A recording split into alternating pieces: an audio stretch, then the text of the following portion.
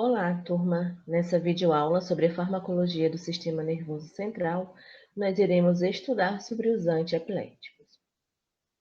Na nossa aula passada, a gente conheceu um pouco das bases para a geração dessas crises epilépticas. E nós observamos que, com base nas alterações iônicas, a gente teria aí classes, né, e agentes farmacológicos divididos em três mecanismos de ação principais: a inibição dos canais de sódio, o bloqueio dos canais de cálcio e aqueles fármacos que são potencializadores da ação do GABA, que é o ácido gama-aminobutírico. Nós vamos iniciar conhecendo algumas substâncias que atuam nos canais de sódio. Então, atuam inibindo esses canais de sódio.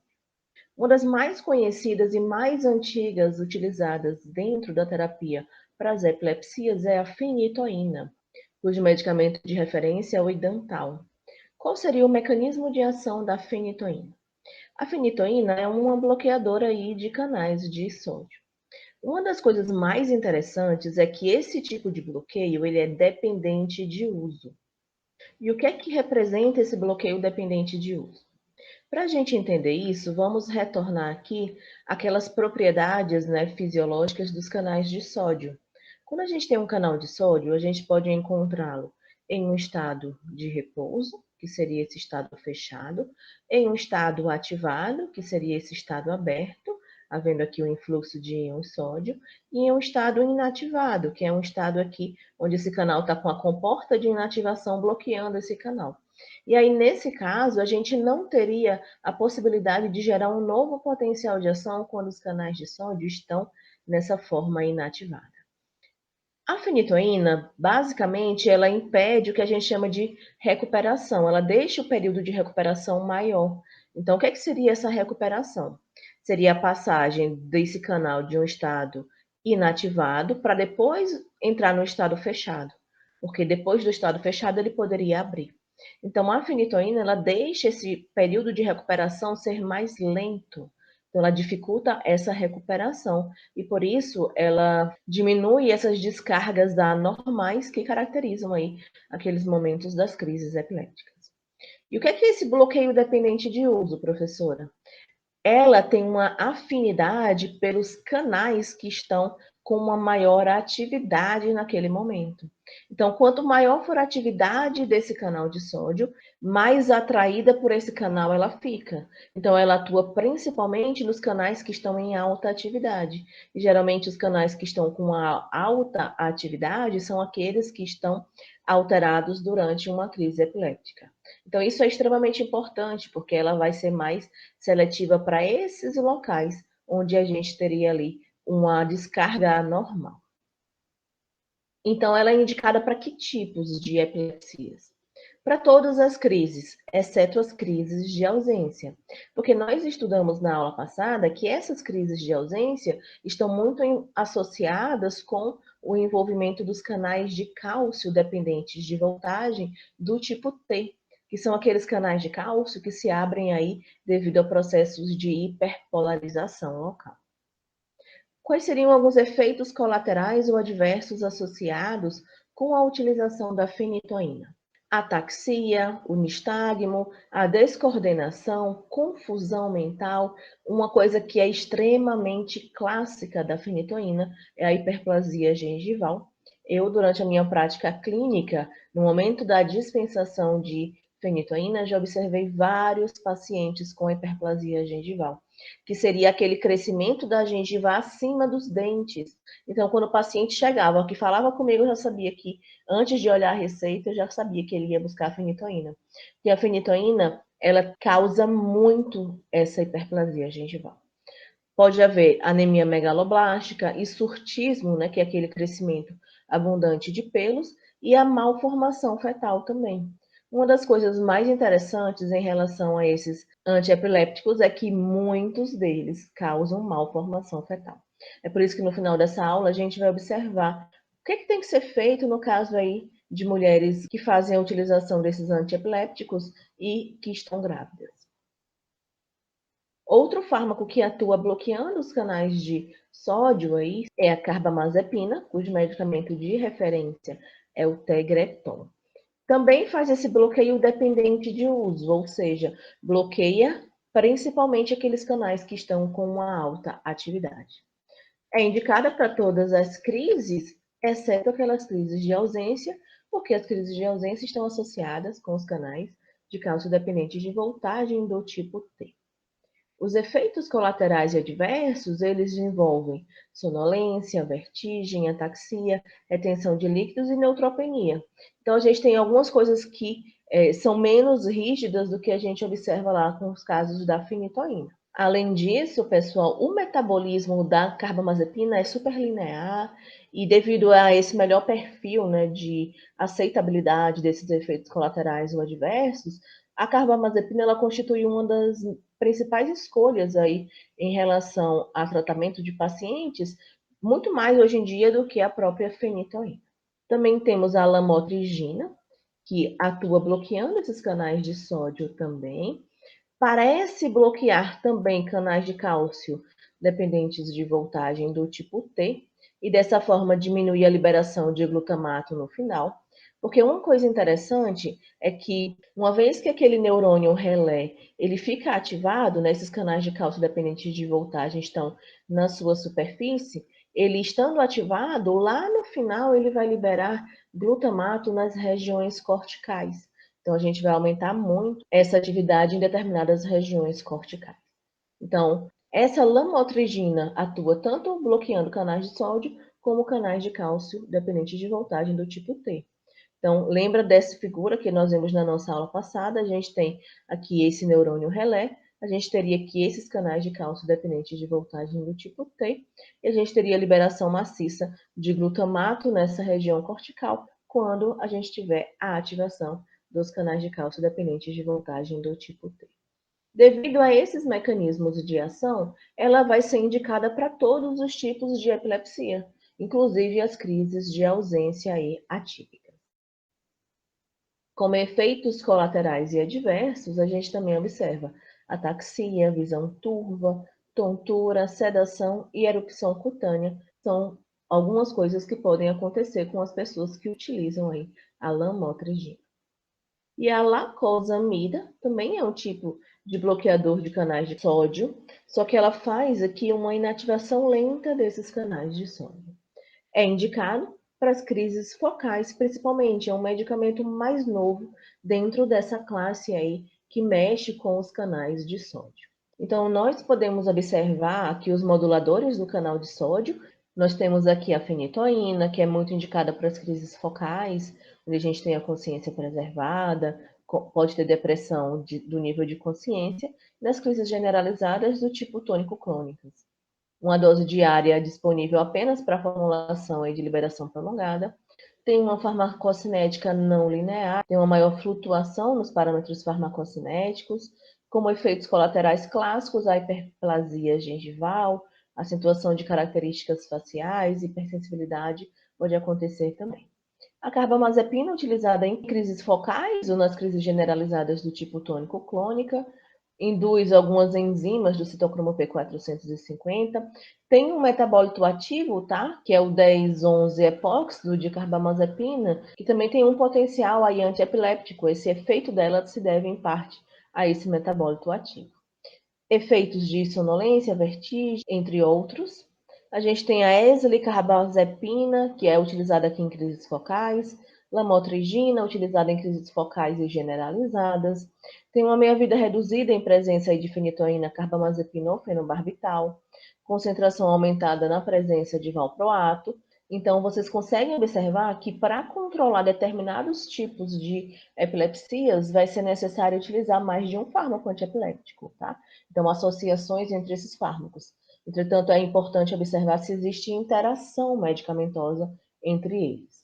A oxcarbazepina é utilizada em crises focais, é um profármaco metabolizado. A eliscarbazepina tem uma meia-vida curta, então a frequência de administração tem que ser maior. A rufinamida é utilizada em crises focais, bem como a lacosamida. Então, a gente tem uma série de fármacos que atuam aí através de modulação de canais de sódio. Pensando em outro íon que está muito envolvido com os casos de epilepsia, que seria o cálcio, A gente também tem outros fármacos que podem atuar aí, bloqueando canais de cálcio. Nós temos a etosuxamida, que tem como mecanismo de ação diminuir as correntes de cálcio do tipo T de baixo limiar. Então, lembre que esses canais de cálcio dependentes de voltagem do tipo T, eles são abertos por processos de hiperpolarização. Ela não exerce nenhum efeito sobre a inibição mediada pelo GABA e tem como indicações terapêuticas a utilização nas crises de ausência. Então, é um medicamento específico para as crises de ausência. A maioria dos países utilizam a etosuxamida como a primeira linha de tratamento para as crises de ausência. A gente não utiliza tanto aqui no Brasil porque a gente não tem uma grande difusão, até pelo preço e pela questão da baixa presença desse tipo de medicamento dentro do nosso mercado farmacêutico.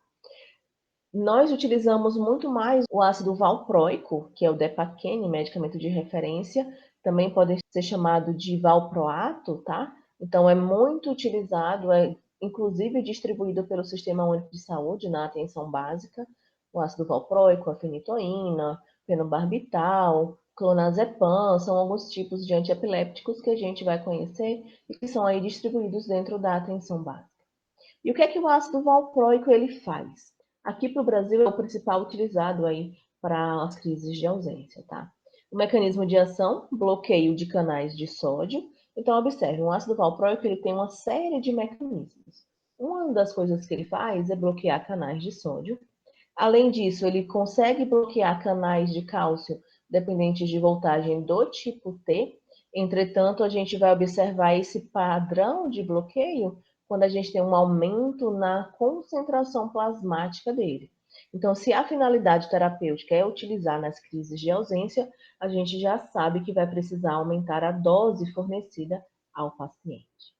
Não é só isso que ele faz, não, tá? Ele também aumenta a atividade da ácido glutâmico descarboxilase, essa enzima chamada de DAG, inibe a GABA transaminase, que aqui é a GABA-T, e inibe também a semialdeído succinil desidrogenase, que é a DHS-AS.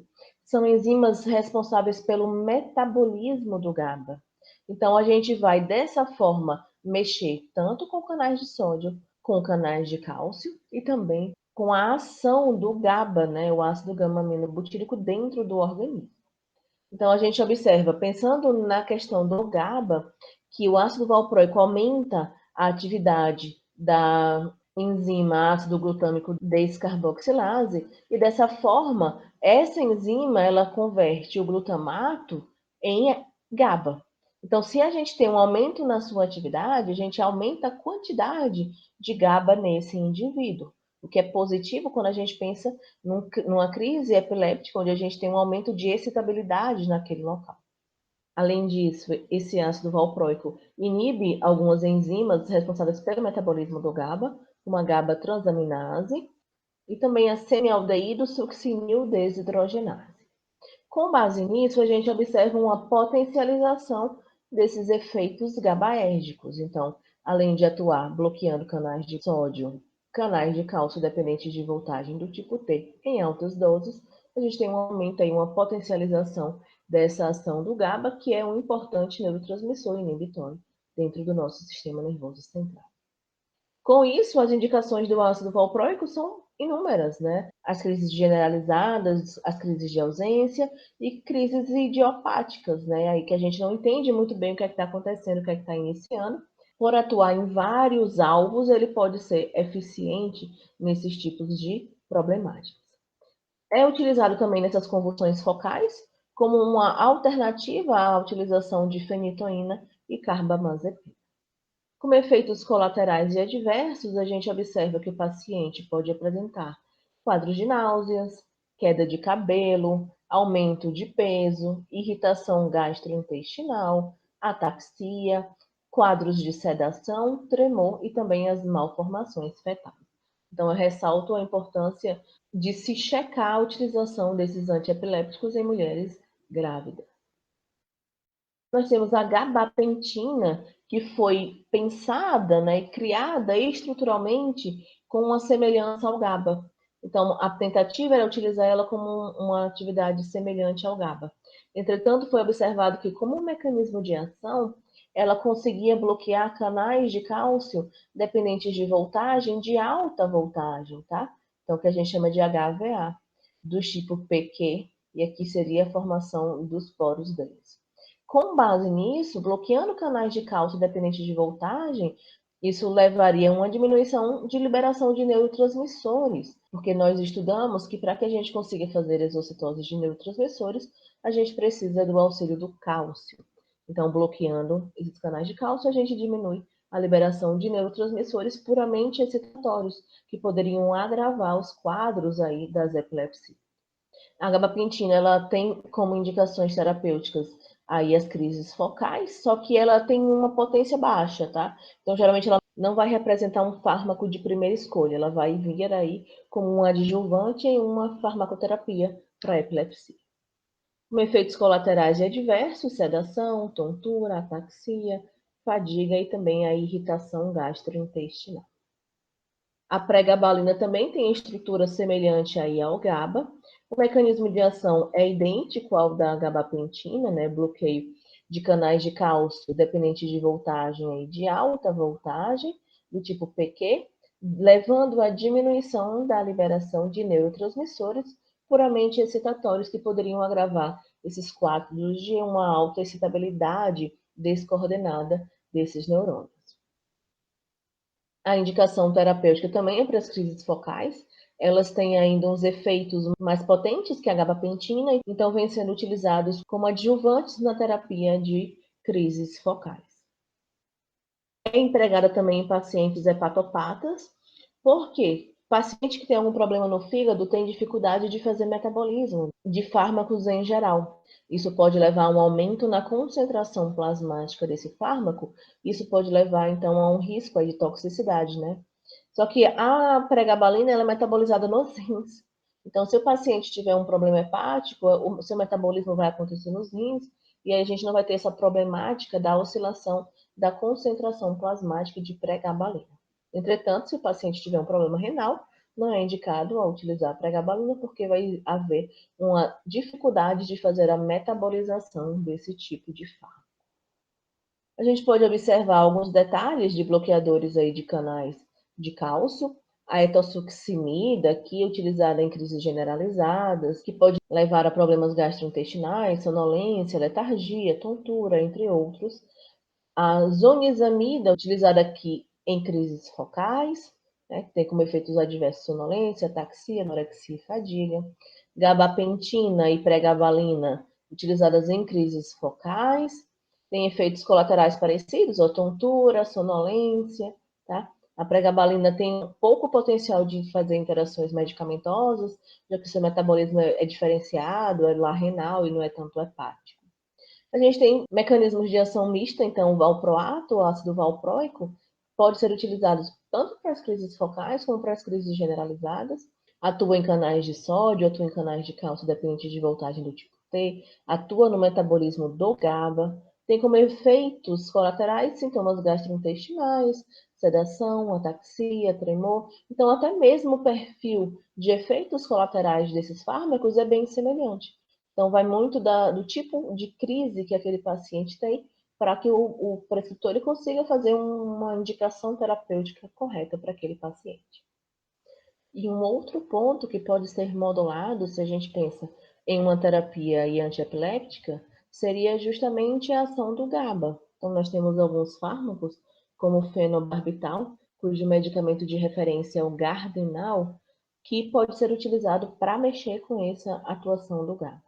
Esse também é um dos fármacos mais antigos nessa terapia, junto lá com a fenitoína, né? Fenitoína e fenobarbital. E lembram que no começo da aula passada eu falei que a epilepsia ela continua como uma doença ainda muito estigmatizada. Eu já escutei várias vezes pessoas falando assim: ah, aquele ali é doido, ele usa Gardenal. A frase é essa. Ele usa Gardenal, ele é doido, ele é louco. Então as pessoas fazem esse tipo de associação, tá? O fenobarbital, ele é utilizado porque ele tem um mecanismo de ação que demonstra uma potencialização alostérica GABAérgica. Isso acontece muito naquela região do núcleo reticular e nos neurônios relés talâmicos.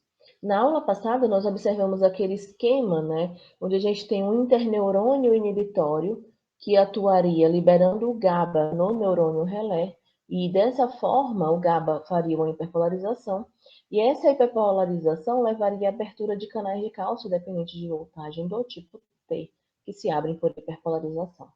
E nesse interneurônio GABAérgico, a gente tem aí receptores GABA na sua superfície também, né? Os receptores GABA-A. E aí esse fenobarbital, ele atua nesse receptor GABA-A que está nesse interneurônio inibitório GABAérgico. E aí esse interneurônio inibitório GABAérgico fica inibido e dessa forma não consegue liberar o GABA que iria atuar causando uma hiperpolarização naquele neurônio relé. E observe que essa potencialização ela é alostérica, então não é no mesmo sítio de ligação do GABA, é em outra subunidade desse receptor GABA-A. Ele atua também aqui como agonista desse receptor GABA-A. E uma das coisas mais clássicas que esse tipo de fármaco faz, que está dentro da classe dos barbitúricos, é que os barbitúricos, de maneira geral, eles se ligam em locais diferentes do GABA no receptor GABA-A, então a modulação deles é alostérica, e eles atuam como um agonista desses receptores. Eles não precisam da presença do GABA para fazer o seu efeito. Quando eles se ligam, eles fazem a abertura desse receptor GABA e dessa forma a gente tem um aumento no influxo de cloreto. Então, eu costumo fazer uma analogia para a gente entender o mecanismo de ação de barbitúricos e benzodiazepínicos, tá? Que a gente vai ver um pouco mais para frente. Barbitúricos é como se a gente imaginasse uma porta. Você tem uma porta e existem pessoas querendo passar por essa porta. O barbitúrico, imagine que essa porta seja o poro do canal, tá? O barbitúrico, ele vai lá, e uma vez que ele se liga, ele abre essa porta por mais tempo. Então, ele aumenta o tempo de abertura desse canal. Então, a gente, dessa forma, consegue ficar passando íons cloreto para dentro da célula, tá? Então, a gente vai aumentando essa entrada de íons cloreto. Já os benzodiazepínicos, que a gente vai ver mais um pouquinho para frente, não fazem esse aumento no tempo de abertura. Eles aumentam a frequência de abertura do canal. É como se eu ficasse abrindo a porta, fechando a porta, abrindo a porta, fechando a porta, abrindo a porta, fechando a porta. Então, utilizando um barbitúrico, a gente consegue fazer um aumento na entrada de cargas negativas no interior da célula muito maior. Imagina, é mais fácil passar várias pessoas pela porta se eu deixar essa porta aberta por mais tempo. Então, seria uma boa analogia. Além disso, gente, o fenobarbital também tem sido associado com um efeito antagonista em outros tipos de receptores, no receptor AMPA e cainato do glutamato. Dessa forma, a gente teria uma redução da neurotransmissão excitatória e das deflagrações focais, aí que poderiam contribuir para agravamentos daí nos quadros de epilepsia. Com isso, a gente tem que tipo de indicação para esse fármaco? Crises focais, crises tônico-clônicas também. Com efeitos colaterais adversos, a gente observa sedação, ataxia, confusão mental, tontura, depressão. E aí eu vou puxar essa depressão para a depressão respiratória. O paciente ele pode evoluir para um quadro de depressão respiratória e a gente pode ter uma grande hiperpolarização que afete a região bulbar, onde a gente tem o nosso centro cardiorrespiratório. E essa depressão respiratória ela pode evoluir para um quadro de coma e morte. Então, os barbitúricos, eles eram muito utilizados antigamente. Hoje em dia, a gente já tem outras alternativas terapêuticas que são mais seguras, porque os barbitúricos, né, como o fenobarbital, que é o protótipo desse grupo, eles podem causar essa depressão respiratória e culminar com a morte daquela pessoa. Inclusive, eram fármacos que eram utilizados em tentativas de suicídio, devido a essas capacidades de levar a quadros de depressão respiratória, coma e morte. Nós temos aqui exemplos de benzodiazepínicos. Aí os benzodiazepínicos vão acabar com esse final pan. Diazepam, lorazepam, clonazepam, midazolam. O diazepam é bem famoso, é o Valium. O lorazepam é um medicamento de referência ao Lorax. E o clonazepam é o Rivotril. Então, são bastante utilizados na terapia. O mecanismo de ação também fazer uma potencialização alostérica GABAérgica Só que lembrem, aqui nesse caso, eles vão levar a um aumento na frequência de abertura desse canal, tá? Desse receptor GABA-A. Além disso, eles precisam da presença do GABA. Tá? Os barbitúricos não. Os barbitúricos eles se ligam e já abrem esse receptor. Aqui não. O diazepam, lorazepam, clonazepam, midazolam, eles se ligam, mas eles precisam que o GABA também esteja ligado para que ele faça essa potencialização alostérica GABAérgica.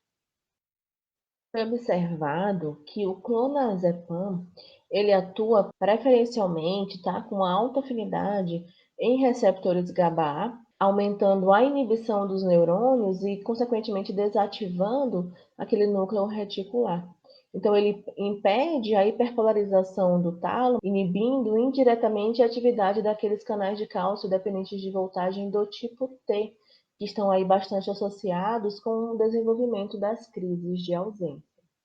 Por causa disso, a gente teria diazepam, lorazepam, midazolam sendo indicados para as crises focais e para as crises tônico-clônicas, enquanto que o clonazepam ele é mais indicado para as crises de ausência e também já mostrou uma efetividade em crises mioclônicas em crianças. Como efeitos colaterais e adversos, a gente teria sedação, ataxia, confusão mental, tontura. Geralmente, esses benzodiazepínicos, eles são muito empregados para as crises epilépticas agudas, né? Então, para resolver o problema na hora da crise, pode tentar utilizar um benzodiazepínico, porque ele causa esse processo de sedação. Então, seria algo aí interessante para aquele momento. Nós podemos observar algumas características desses fármacos, como o clonazepam, indicado para crises generalizadas, como crises de ausência mioclônicas. A gente tem o clobazam, indicado para diferentes tipos também de crises de epilepsia, diazepam para o estado epiléptico, ação de curta duração, né, sonolência, letargia. A gente tem o fenobarbital, indicado para crises focais, crises generalizadas, faz indução de algumas enzimas do citocromo P450, tem risco, lembrem que tem risco de causar depressão respiratória, primidona, utilizada para crises focais, crises generalizadas, não é muito utilizada comumente, induz bastante enzimas de citocromo P450. A gente tem alguns fármacos que aumentam os níveis do GABA, seriam inibidores da captação dele ou da GABA transaminase.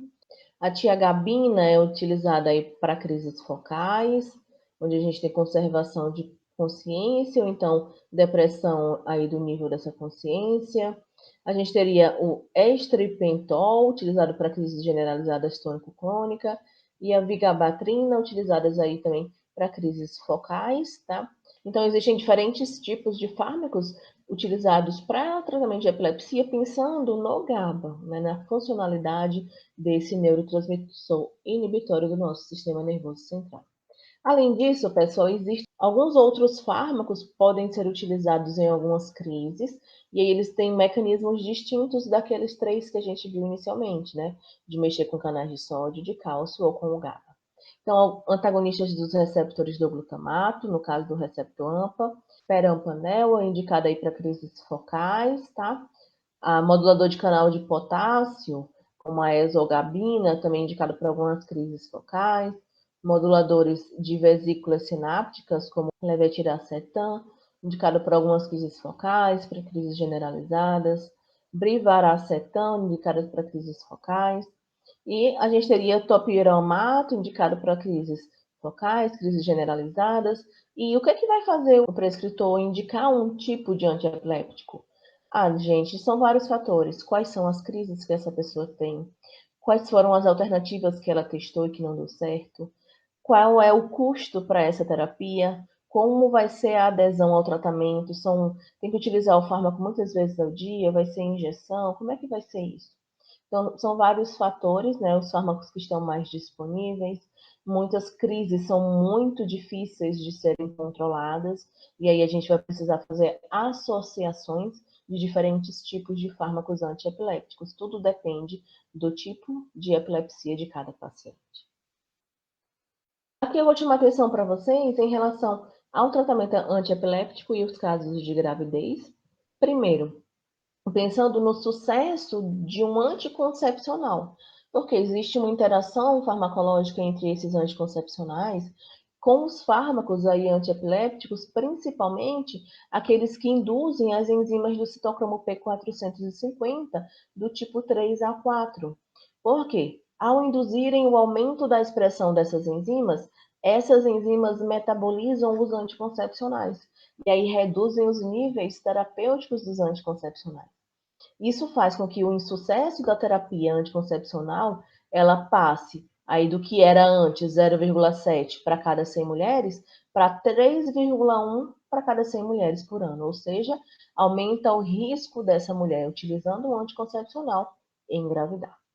E muitos dos antiepilépticos utilizados comumente têm efeitos teratogênicos, então vão levar a essas malformações fetais. Fenitoína, carbamazepina, ácido valproico, fenobarbital. Então, se a mulher utiliza algum desses tipos de antiepilépticos e quer engravidar, é ideal tentar fazer um período aí sem antiepiléptico para ver como é que ela está respondendo e também tentar outras alternativas que não tenham esses efeitos teratogênicos, porque se ela estiver grávida e tiver muitas crises, a escolha terapêutica sempre vai prezar pela saúde da mãe, tá? Então, são casos que precisam ser muito bem avaliados, tentar modificar a terapia aí antes desses processos, principalmente se a mulher tiver uma gravidez planejada. Uma outra coisa relacionada com a utilização desses antiepilépticos é que muitos deles levam à deficiência de vitamina K nos recém-nascidos, principalmente aqueles que aumentam muito a expressão de algumas enzimas do citocromo P450. E qual é a problemática disso? É que a criança pode ter uma coagulopatia e também uma hemorragia intracerebral. Então, para evitar que isso aconteça, geralmente no último mês de gestação, essas mulheres começam a receber uma suplementação com a vitamina K1 para poder fazer esse tipo de suprimento, né? E evitar esses quadros hemorrágicos na criança. Para a gente fechar o conhecimento dessas classes e agentes farmacológicos, a gente pode observar.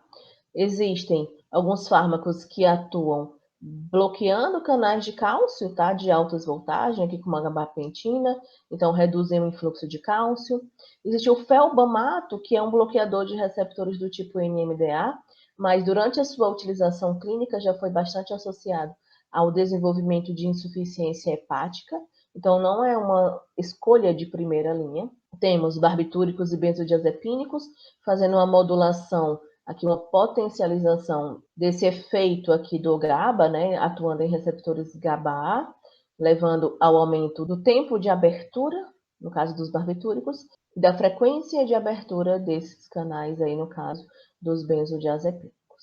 Temos fenitoína, carbamazepina, lamotrigina atuando aqui bloqueando esses canais de sódio, né, fazendo com que aquela fase de recuperação do estado inativado para o estado fechado aconteça. A gente tem também aqui, ó, o clonazepam atuando em receptores GABA do GABA, nesse caso aqui, a gente vai ter uma potencialização desse efeito GABAérgico nesse local. E que local é esse aqui, minha gente? É o interneurônio inibitório, que lá no final liberaria o GABA para atuar no neurônio relé e fazer o processo de hiperpolarização que levaria à abertura de canais de cálcio do tipo T. Então, atuando nesse ponto, ele pode ser utilizado nas crises de ausência. A gente também tem o ácido valproico que atua bloqueando esses canais de cálcio dependentes de voltagem do tipo T. É muito utilizado aqui no Brasil. A gente também tem o ácido valproico atuando em outros locais, como inibindo enzimas envolvidas com o metabolismo do GABA, como a GABA transaminase e a desidrogenase do semialdeído succínico. A gente também tem a vigabatrina atuando como inibidor da GABA transaminase e a gente tem aqui a gabina que atua bloqueando o transportador que faz a recaptação do GABA. Então, dessa forma, ela mantém maiores níveis de GABA nas fendas sinápticas, pronto para fazer aí a sua atuação nos próximos neurônios. Bom, turma, dessa forma a gente finaliza a nossa aula sobre os fármacos antiepilépticos, observando diferentes mecanismos de ação que podem reduzir a excitabilidade anormal que está acontecendo e é a base para o desenvolvimento das crises epilépticas.